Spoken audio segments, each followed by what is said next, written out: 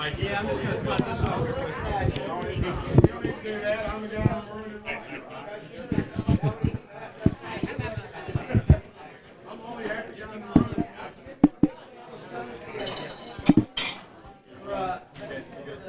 All right, well, we heard you express it after last week's loss, but how personally disappointed are you or concerned with the performance from Saturday?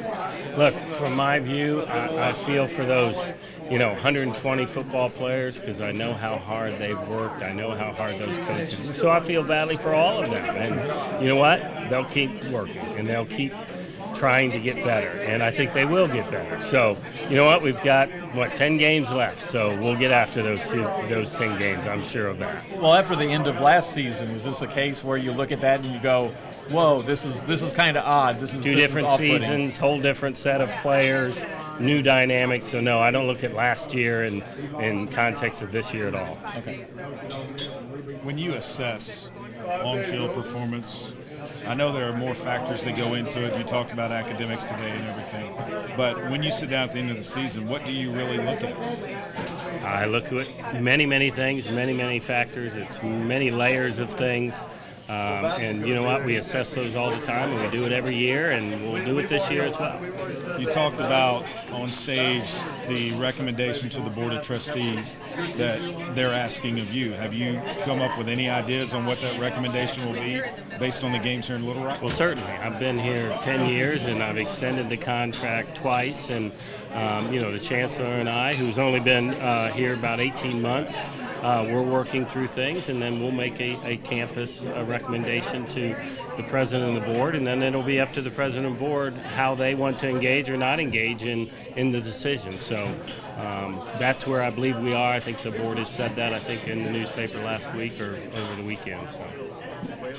Do you think there's cause for alarm based on this second game of the year at TCU? Do you think there's cause for alarm? Look, in this game, in this day and age, there's cause for alarm after every game you don't win. So it's no different. Yeah, I don't have any more cause for alarm.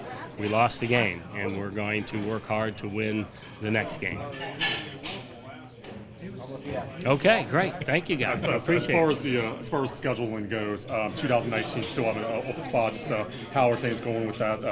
Well, some of that depends on the future of War Memorial Stadium. So, there's a number of games that aren't scheduled yet, just because we have opponents who want to know where they're going to play, and we can't quite tell them yet. So we're able to schedule some of the games into the future, but not all of them. And it's a puzzle piece because we don't always have the SEC schedule yet to then put people into. So it is a little bit of a Rubik's Cube, and the more information that is available to me, that makes it easier for me to go out and schedule opponents. Does that include the big-time opponents like you just scheduled a Notre Dame series?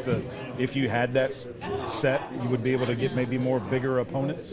Well, yes, I think that we have a requirement of the SEC to schedule an Autonomy 5 or a Power 5, depending on what you want to call it. But we have to play one of those every year, and yes, we need to know where the games are going to be played in order to schedule those people, and we need to know how it fits into our SEC schedule, because we want to build a schedule that allows us to be competitive, because we have a very difficult SEC schedule, and it's hard to do, and it's hard to get open dates. It's hard to know when your open dates. The other piece that's kind of holding us up is, and I'm a member of the Football Oversight Committee, and we're now reviewing the 14-week season. So, on occasion we have 2 open dates, but we're looking at a model that maybe we have 2 open dates every season, and that will certainly impact scheduling as well. So we need a number of things to be cleared up and be known so we can continue that scheduling process. Going to play A&M in Arlington here a week from Saturday. It's a big game for both teams, both programs. In the future, do you see that game going to campuses, or are you going to try and keep it in Arlington? It's hard to say. We've got a number of years left on that contract, and I think at the end of that contract we'll have a decision to make whether to move forward. It has certainly served its purpose in the early time to reintroduce us to Texas recruiting. Now A&M being in the conference, that really helps us with the recognition in Texas. So there'll be a question of whether it's needed now that Texas Texas A&M's in the conference. And again, we'll have to look at all those things and make a decision when we get closer to the end of that contract. I know you mentioned that.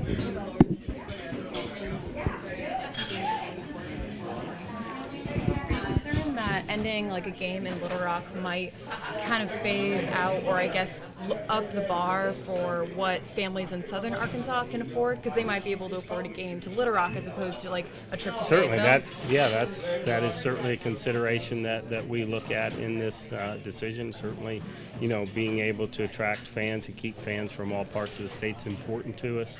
As I said up there on the stage, the worst thing that happened to us is if we divide our state and we drive people away from the Razorbacks. We need everybody. We're still the smallest state, smallest number of population, so we need everybody. And again, my call will be that no matter the decision, we need everybody to stay on board for the Razorbacks, or it won't be good for the Razorbacks going forward.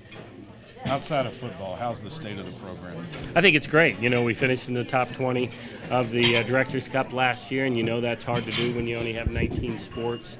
So we're very, very proud of that. That's our second highest in our history. 16th is our highest, and so we're very proud of that. Academically, a 3.2 GPA, a CUNE for our athletic department is incredible, and we're so proud of that. And then to graduate 100 student athletes a year when you have 460 student athletes, again, is another a great feat for our program. Plus, on top of that, we have a whole nother educational leg for our student athletes where we're helping them develop, financial skills and character development, leadership development. So we are a full-service athletic program. We're proud of that, and we support all of our 460 student athletes in all 19 sports.